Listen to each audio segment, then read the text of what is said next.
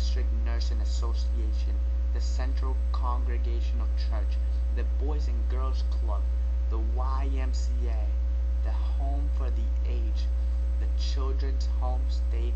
Vincent's Orphan Home, the 9th Street Nursery, and the St. John's Day Nursery. He gave back to all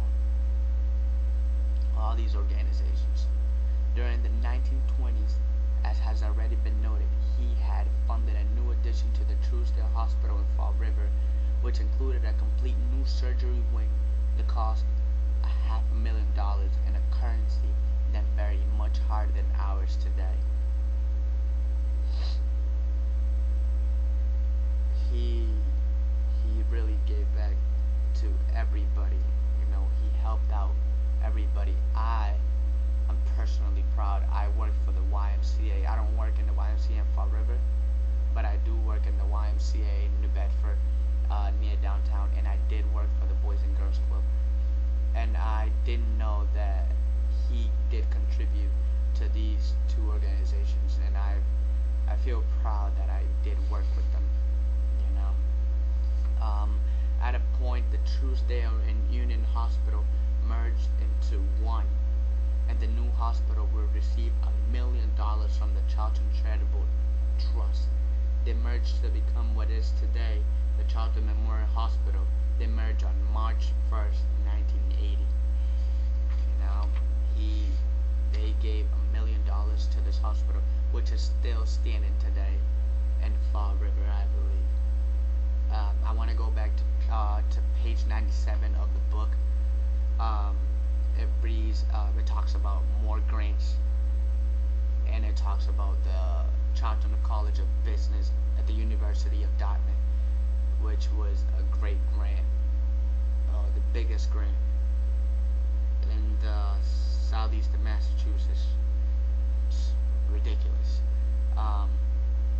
It's ridiculous to know how someone could care so much for the community, just giving back to it.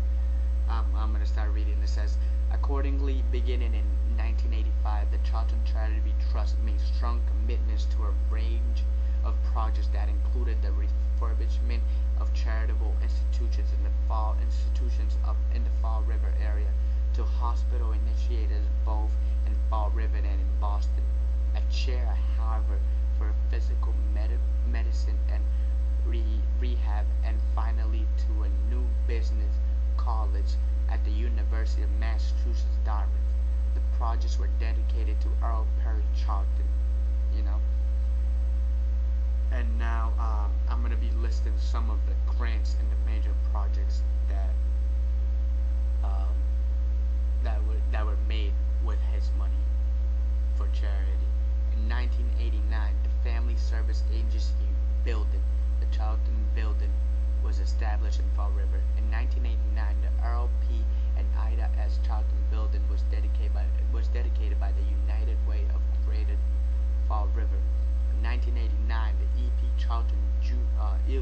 Charlton Junior Trust was founded in Ellison 6 Orthopedics Wing, Massachusetts General Hospital, Boston. The Charlton Trust also underwrites diabetic research at this hospital. In 1991, the Virginia C. Lincoln Center for Women at the Charlton Memorial Hospital, Fall River. In 1992, the Ruth Charlton Mitchell Therapy Center, located on the campus of Charlton Memorial Hospital, Fall River. In 1996, the Earl P. and Ida S. Charlton Professorship was the first endowed chair at the Spaulding Rehab Hospital in Boston, and the first Harvard chair in physical education rehab. The grant totaled $2,750,000 for the Harvard chair. In 1996, this includes the University of Massachusetts. The Earl P. Charlton College of Business and Industry was endowed at the University of Massachusetts Dartmouth, the only four-year university in southeastern Massachusetts. This $3 million grant was the largest ever received by any institution or by any public university in the Commonwealth. In addition to the large grants that I just listed, um, again, I'll repeat some of the um, institutions that he helped out um, with the Charlton Charitable Trust. He supported charities in the Fall River and Boston area, included are the United Way of Greater Fall River and the Boys and Girls Club of Fall River, the Family Service Agency of Greater Fall River, the Clark School for the Deaf, um, the Forsyth Dental Center in Boston, the Red Cross, the American Cancer Society, the YMCA of Fall River, the Fall River Historical Society, the Diabetes Foundation of Greater Fall River, and diabetes research at the Massachusetts General Hospital, Boston, and many others. None of the philanthropic activities listed above would have been possible were if not for the forward thinking and regard for human needs that long ago existed in the mind of Earl Charlton, the son of the artisan who earned his fortune by hard work and scrupulous attention to detail.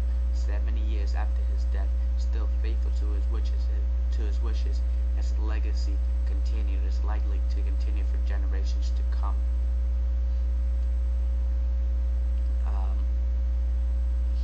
I want to continue to say that he did um, some of his shares were the 25 shares of the Woolworth stock.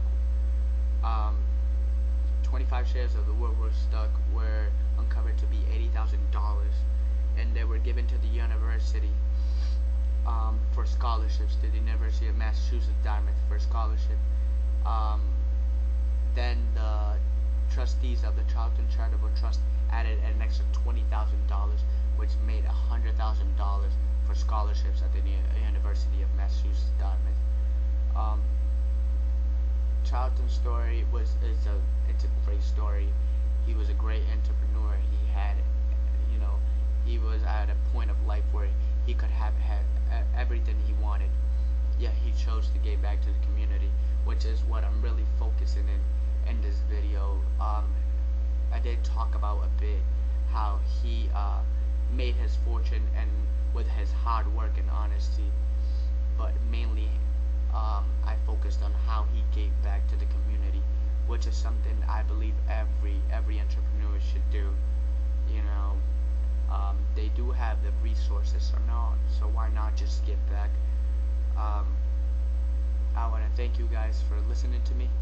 My name is Luis Perez. I attend the University of Massachusetts Dartmouth under the Charlton College of Business. In Measuring, Accounting, MIS 101. Thank you very much.